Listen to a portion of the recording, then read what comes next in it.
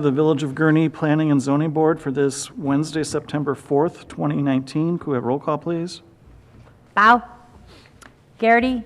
Here. Nordentoff. Here. Path. Here. Kasak. Aye. Riley. Here. And Sula. Present. We do have a quorum. If everyone would please stand and join me in the Pledge of Allegiance. I pledge allegiance to the flag of the United States of America and to the republic for which it stands, one nation, under God, indivisible, with liberty and justice for all. Okay. At the request of staff, we're going to pull the approval of the minutes from the meeting that was held on August 7th. They want to make some changes and reissue the draft. Next item on the agenda is a public hearing. It's technically a continued public hearing because a portion of this matter was remanded back to us by the village board. Clara? Yep. On July 17th, the Planning and Zoning Board voted on variances, special use permits, and minor sign exceptions associated with the tear down of the existing Citgo fuel station and car wash and the construction of a new automatic car wash. However, the Planning and Zoning Board didn't support certain requests by the petitioners, some which, if the village board agreed with, would not allow the project to proceed. After the public hearing, the applicant submitted new plans showing revisions to the vacuum area and circulation, pay stations, and signage. The village board remanded the car wash request back to the Planning and Zoning Board for re-review as a result of these changes. Specifically, the outside pay station has been removed and the area has been converted to a bypass lane, still requiring a special use permit for reduced stacking. The main business ground sign plan was changed as follows. The height has been reduced from 18 feet to 12 feet, now requiring a minor sign exception instead of a special use permit. The sign is now a monument-style sign, eliminating the need for a special use permit. The size has been reduced from 62 square feet to 45 square feet, eliminating the need for a minor sign exception. And the setback to Lawrence Avenue has been modified to meet the 10-foot setback, eliminating the need for a minor sign exception, while the Grand Avenue setback remains at 6.7 feet, maintaining the need for a minor sign exception for the Grand Avenue setback.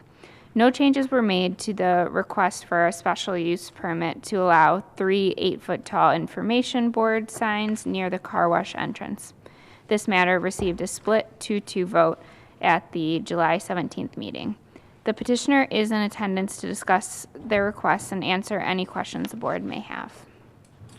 Okay, and as I said before, this is by definition a continued public hearing, so anything from the prior meeting is incorporated by reference to that meeting, and we are only going to be having discussion on the 3 matters that require action by us, which is the bypass lane configuration, the height of the sign, and the setback along Grand Avenue. So at this time, as this is a public hearing, I request anyone that intends to give testimony or ask questions to please stand and be sworn in by the village attorney. Would you please stand and raise your right hand? Swear to tell the truth, the whole truth, and nothing but the truth?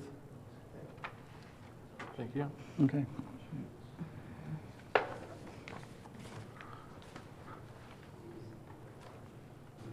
Okay, I guess the first item we should talk about is the pay station issue. The petitioner may have something to present Oh, as okay. well. Is there anything you'd like to present? Yeah.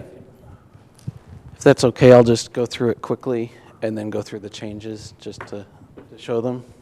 Okay, we're only going to talk about the changes, though. Okay. Okay.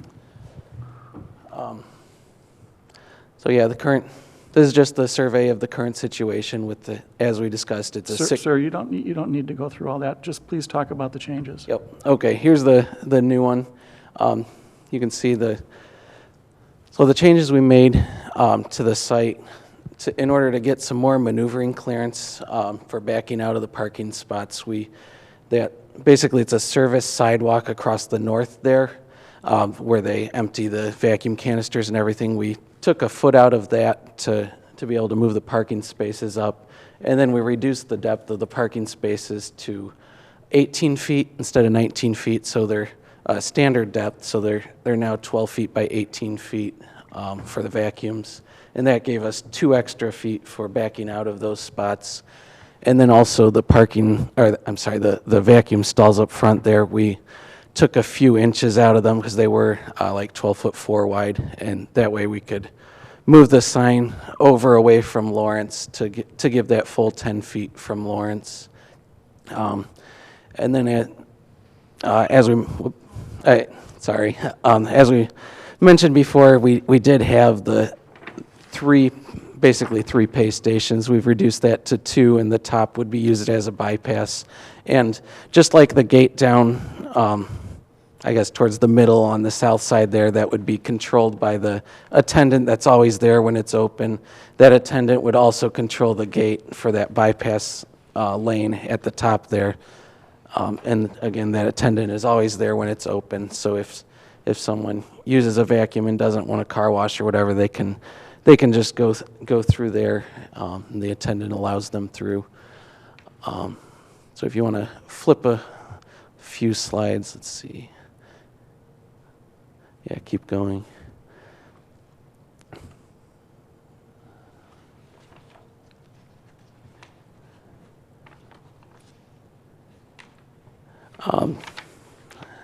Yeah, this is the only thing changed on here is the information about the size of the sign. If you want to go one more. So this is the new monument sign up in the top left corner there. So we reduced it from 16 feet down to 12 feet, which is not just a little bit above the current maximum, and it is down to 45 square feet, so it's below the 50 square feet that's allowed. We added a small open sign to it and added the stone in the bottom there as well to complete the monument sign, so it's no longer a pole sign. And I think that's it for the changes. Everything else is as it was last month, so I appreciate your time, and we're here if you have any questions. Questions from the members of the board? Josh? Okay. Is this on? Was there a reason why we couldn't bring this sign into the 12-foot requirements? 10 foot, right? Excuse me, 10 foot, it's 12 foot now, sorry. It's, So I guess with all the information that we wanted on it to communicate with the people driving by on Grand Avenue, we felt 12 feet was probably the minimum we wanted to go to be able for the sign to be seen in red, especially with landscaping around it and everything, to get above that. I don't get it. So there's no reason other than you wanted the letters to be bigger? Well, to be the minimum required size and just for it to be able to be read. But our community standard is 10 feet tall. Sure. So I'm just curious, could it have been 10? To be able for it to be safely read, we feel 12 is as low as we want to go, which is the regular size for a retail sign, even though this isn't quite retail, but it's a related size. So it would have the same character of your zoning ordinance. It wouldn't change. We feel it wouldn't change the character of the signage, but yeah. Okay. anything else, Josh?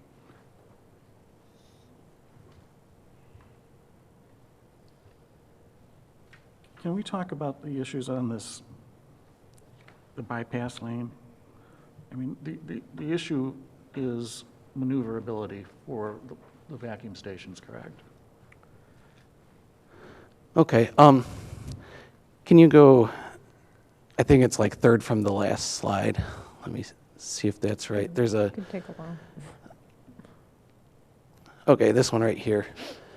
So what we have shown there is basically the biggest SUV that you can get that's able to back out of a parking stall. Because they are 12 feet wide instead of the typical 9 feet wide, you're able to back out in a smaller area. So we are able to have the cars stacked there and back out of any of those spots. And again, that the software we use to show the turn of that car is very conservative, and it's a large SUV that's able to get out without hitting the stacking cars there. And also, if there is any problem on busy days, we can cone off the first few vacuum stalls to keep the vacuums being used back further, so there's not the interference. Because obviously, it's in the best interest of the community and the car wash to be able to have that circulation flowing freely. So, John? Yes, Tim? So, could you help me out here, maybe by going up and pointing? As I understand it, the dark shaded area is the stack area. Is there anything that's, the cars that are going to be going and vacuuming, there's nothing to separate it at all, correct? And make sure, I wasn't here at the last. yeah, Okay. correct. Could you maybe kind of walk me through that a little bit? The cars will be stacking, and how much space, how many feet will there be between the cars that are stacking up, and what do you anticipate cars pulling out and vacuuming and then pulling out and maneuvering around? Sure. So, Don't you have a plan that has dimensions? yeah. You want me, is that it? No. Sorry, I that thought you may- had a plan that had dimensions. I think the colored one does. That's I like the think I third did. slide.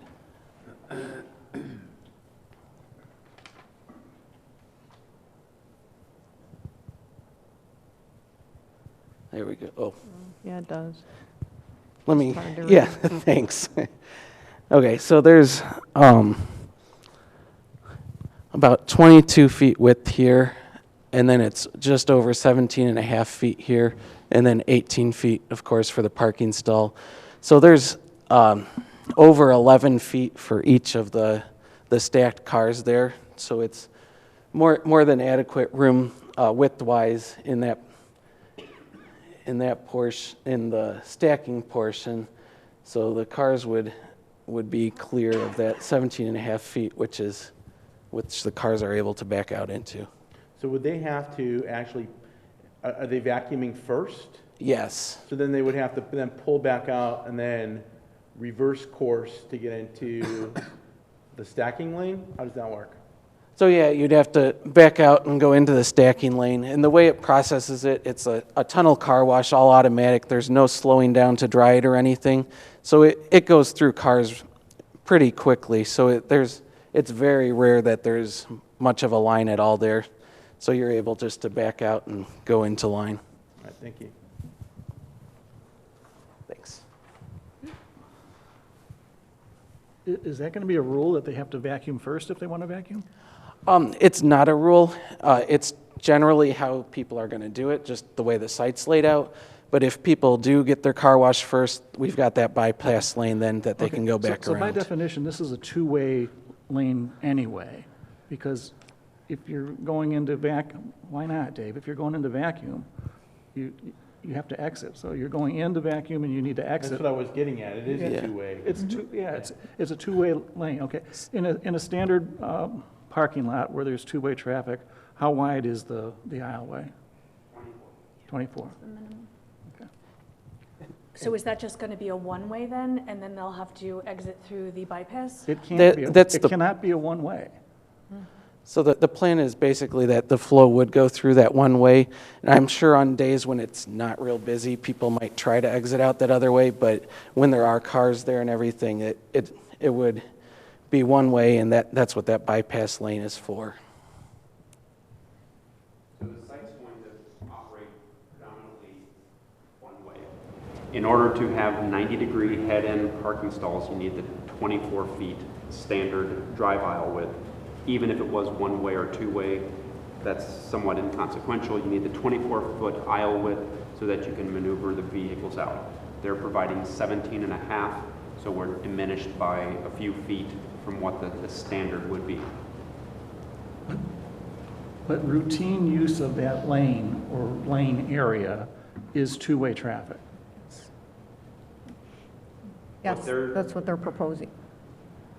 But it has to be. I mean, if you're going in there to use the vacuum station, you're driving in from the only entrance that there is, and then you have to back out and then head back toward that direction to the east. And then swing around. Yeah.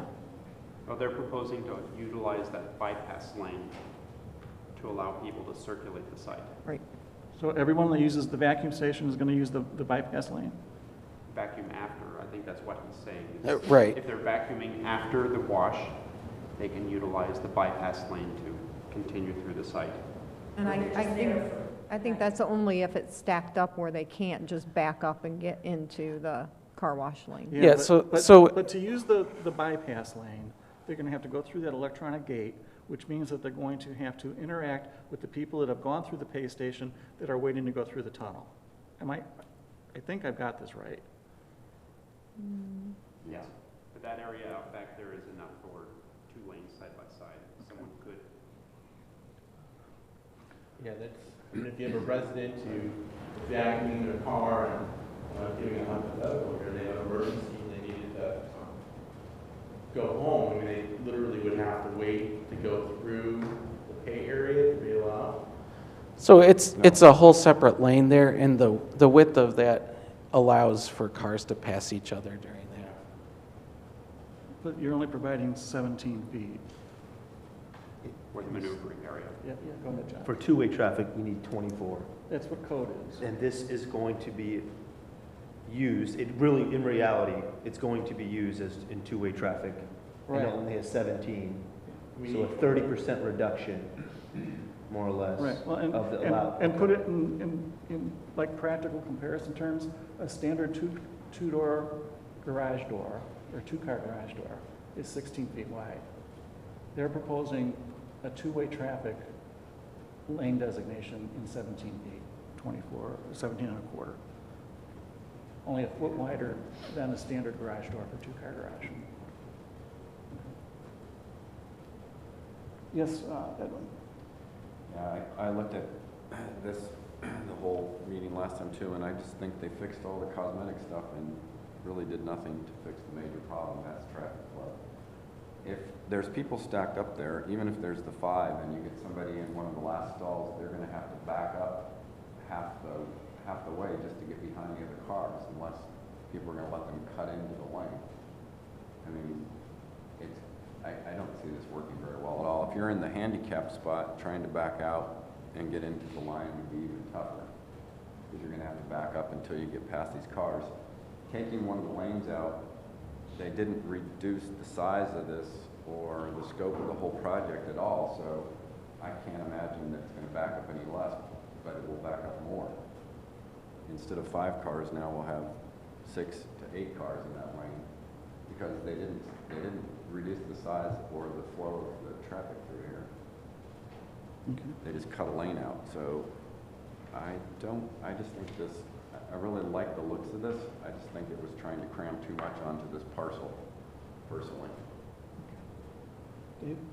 Yeah, the only thing that I think could be a potential solution to this would be to eliminate at least the western 50% of the vacuum stations, because that would allow for the 5-car stacking, which is what we're asking for.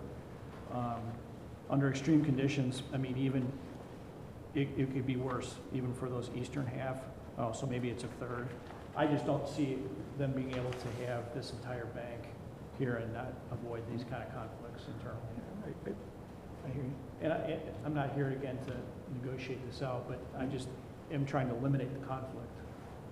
Are you talking about the first, the 5 vacuum bays, starting from the west? Starting from the west, I'm suggesting at least 50% of all the bays. In other words, move the vacuum stations only to the most further east part of the site. Perhaps leaving 1, 2, 3, 4, 5 or 6 stations to the easternmost end of it, and eliminating the rest. And it's a good creative thought. And then there's a little more maneuverability then if you don't have anything in that entire western half of that spot. At least there's some room to move around in there. Right. And back out. I mean, at least those people in the eastern vacuum stations can back their car out to the west and then exit through the exit, which is on Lawrence, and not have to sit there and go through this ridiculous bailout situation. So I think if you're going to leave it two-way and insist it be a two-way, then leave them enough room, which I just don't think is manageable with that western half of those vacuum stations. That's how I see it. And I think it's a great creative idea. My concern would be is if we cut the number of vacuum stalls in half, we're going to create another stacking problem with people trying to vacuum their cars and not be able to find a stall. Now we're diving into the business part of their Yeah. business, and Well- maybe the reality is that the site just can't handle it, and that's just the way it is. You know, I mean, maybe they'd love to have twice as many vacuum stations, but that's just not practical. So, I hear you. Okay. Does anybody have any comments about the setback? Because I need to open the floor to the public at some point in time, and we've talked about everything once around except the setback along Grand Avenue. Go ahead. yeah.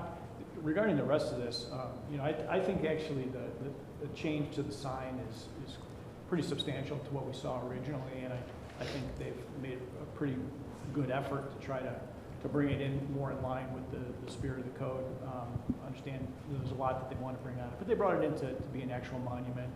I understand there's some challenges with trying to work within the right-of-way that is Grand Avenue. So I think the request is probably as reasonable regarding the setback as possible, and I think that the request regarding the sign is reasonable as well. So you're okay with the 6.7-foot setback along Grand? I am. Okay. Any other comments about that? Okay. At this time, I'm going to open the floor to the public. Is there anybody from the public that would care to ask a question? Mr. Z would answer my questions. Okay. All right. I'm going to close the floor to the public. Any more discussion? I have one question about the monument sign. The top of the sign is now slanted. So one side is at 12 feet. What is the other side? The other side's at 10 feet. So on average, it's 11? Yeah. Okay.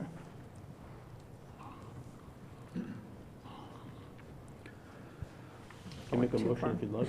Okay, Tim? A motion to forward a favorable recommendation on the petition of Graham Enterprise Incorporated for a special use permit to allow a reduction in the pay lane stacking requirement as proposed on the site plan dated August 1st, 2019. Second. A motion and a second. Any discussion? Could you have roll call, please? Garrity, No. Nordentoff, No. Path, No. Paysack, No. Riley, No. and Sula. No, motion fails.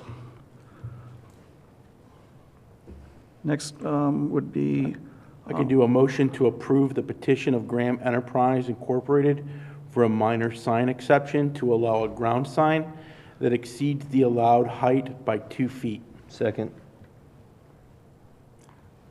have a motion and a second. I would request that we put as presented because in my mind, the fact that it's slanted makes a bit of a difference. As presented. You need to Second. re-second it? Okay.